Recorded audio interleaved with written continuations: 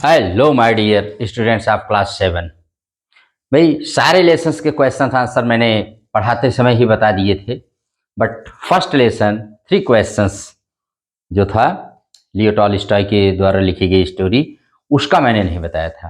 तो आज सिर्फ उसका क्वेश्चन आंसर हम लोग डिस्कस करेंगे। Complete question and answer of 3 questions honeycomb book का फर्स्ट लेसन।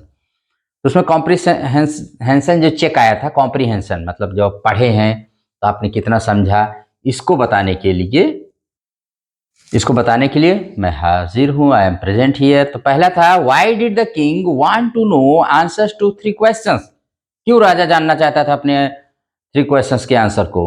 तो इसको हम क्या लिखे, the king wanted to know answers of his 3 questions because he wanted to be a successful ruler. क्योंकि वो सक्सेसफुल रूलर बनना चाहता था, इसीलिए उनको वो जानना चाहता था। फिर उसके बाद है, messengers were sent throughout the kingdom. पूरे राज्य में मैसेंजर्स दूतों को क्यों भेजा गया था। तो इसका right answer, to find answers to the questions, उसके क्वेश्चंस का पता लगाने की। क्योंकि राजा ने कहा कि जो 3 क्वेश्चंस हैं, जो भी बता देगा ना, उससे मैं कभी गलत नहीं करूंगा, मैं सबसे अच्छा काम करूंगा, हमेशा सही काम करूंगा। और यहां पर कंप्रीहेंशन चेक पहला समाप्त हो जाता है। ठीक है। उसके बाद है कॉम्प्रीहेंशन चेक में, complete the following sentences by adding the appropriate parts of the sentence given in the box. खाली स्थान है, नीचे सेंटेंस दिए गए, उसमें से कंप्लीट करना है। Many wise man answered the king's questions, the answers were so varied that the king was not satisfied. इसी को लिखना है। फिर दिया है, someone suggested that there should be a council of wise man. उसके बाद भरना है, to help the king act at the right time. ये आपको भरना है नीचे वाले में से। उसके बाद है, someone else suggested that the king should have a time table. और इसमें आपको भरना है टाइम टेबल वाले में, एंड फॉलो इट स्ट्रिक्टली। ये आप नीचे वाले में से भर देंगे। फिर उसके बाद क्वेश्चन 4 में है, क्वेश्चन नंबर 4 में आपको भरना दिया है, the king requested the hermit. राजा ने हर्मिट से रिक्वेस्ट किया क्या, आपको भरना है इसमें, टू आंसर 3 क्वेश्चंस, उसके 3 क्वेश्चंस का आंसर देने के लिए। और लास्ट में स्टेटमेंट नंबर 5 है, the king washed and dressed the bearded man's wound. इसमें आप भर देंगे, but the bleeding would not stop, लेकिन उसका खून नहीं रुका। उसके बाद है, वर्किंग विद द टेक्स्ट में है, इसमें 8 क्वेश्चंस कुल हैं, इनको सॉल्व कर लेते हैं। जिसमें कह रहा है, why was the king advise to go to the magicians. क्यों राजा को एडवाइस किया गया था। Some of the wise man thought that in order to decide right time for doing something one must look into the future and only magicians वे are able to do that, so they advise the king to go to the magicians. उसने कहा magicians ही future को देख के बता सकते हैं, इसलिए राजा को मैजिशियंस के पास जाना चाहिए। Question number 2, in answer to the second question, whose advice did the people say would be important to the king. दूसरे क्वेश्चन के आंसर में उन्होंने क्या एडवाइस दिया कि राजा को किसकी बात माननी चाहिए, कि कौन सी किसकी बात इंपॉर्टेंट है।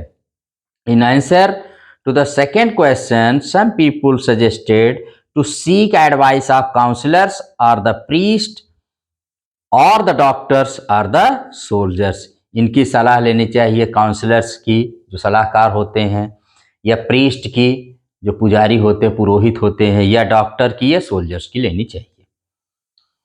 What suggestions were made in answer to the third question. Third question के लिए क्या आंसर दिए गए थे। तो for the third question, some people said science was the most important business while there were others who believed it was fighting, and then there were those who believed religious worship should be take the first place। तरह तरह से ही लोग answer दिए थे। उसके बाद है question number 4, did the wise man win the reward, if not why not.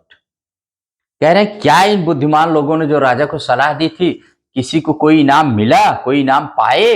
अगर पाए, नहीं पाए तो क्यों नहीं पाए।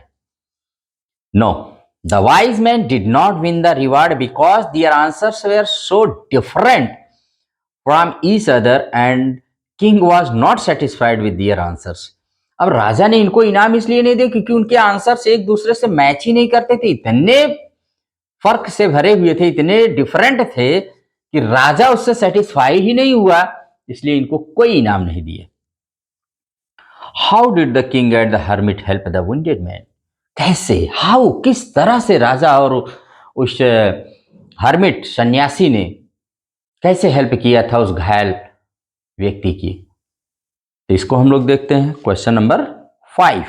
Okay, question number 5 says the king washed the wound and covered the wound of the man with his handkerchief and kept on dressing it until the bleeding stopped completely.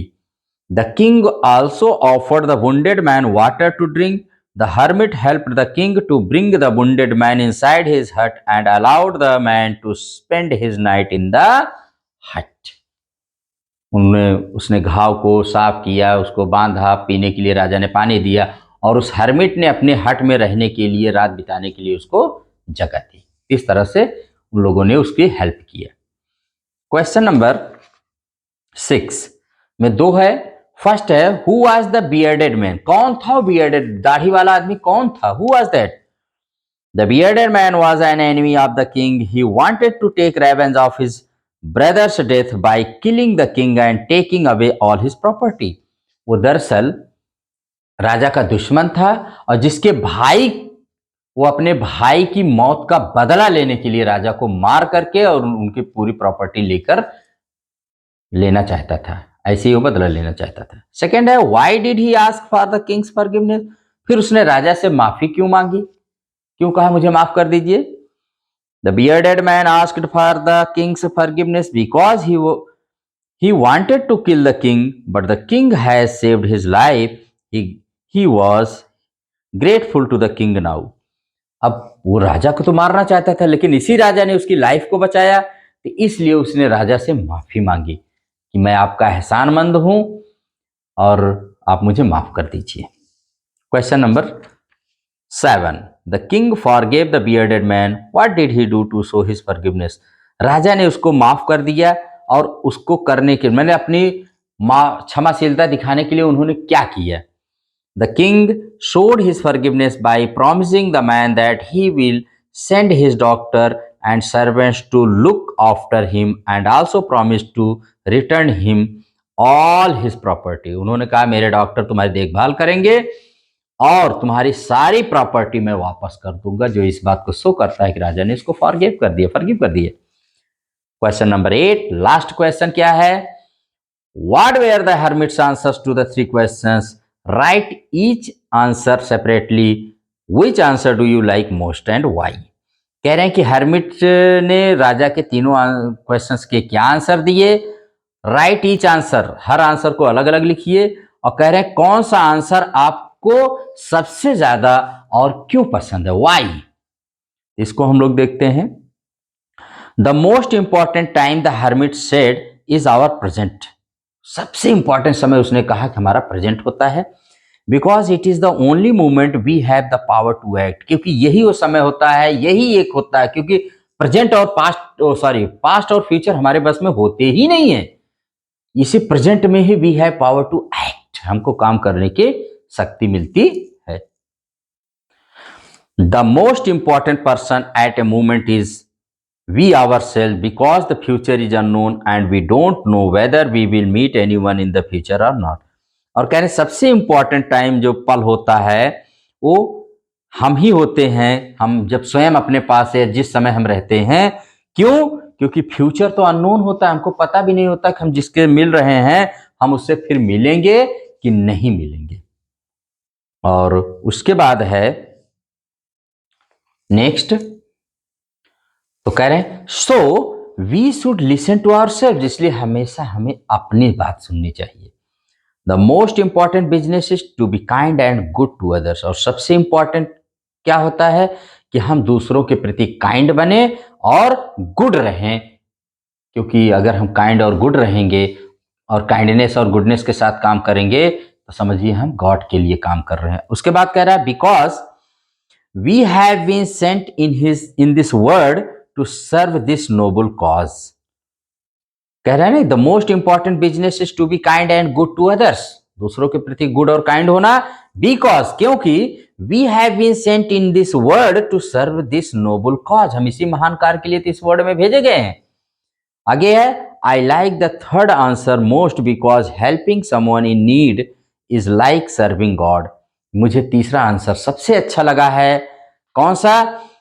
कि helping someone in need, कोई अगर मुसीबत में है, आवश्यकता में है, कष्ट में है, उसकी मदद करना सबसे बड़ा धर्म होता है, क्योंकि उसकी मदद करके हम भगवान की सेवा करते हैं। It makes us a good person and brings a sense of satisfaction and contentment. ये हमको एक अच्छा आदमी बनाता है और हम जो है हमारे अंदर संतोष की भावना लाता है। अंडरस्टैंड? तो माय डियर स्टूडेंट्स, ये 3 क्वेश्चंस जो नमक लेसन है, इसके भी कंप्लीट क्वेश्चंस आंसर मैंने करा दिए हैं। अब आप लोग इसको लिसन करिए, अंडरस्टैंड करिए एंड ट्राई टू राइट। और सारे answers are available in your book, in your lesson. तो try to write your lessons, try to write your answers from your text book, okay? And that's all. Or you will subscribe my channel RK Simple Classes. I hope so, and goodbye to everybody. Thank you very much.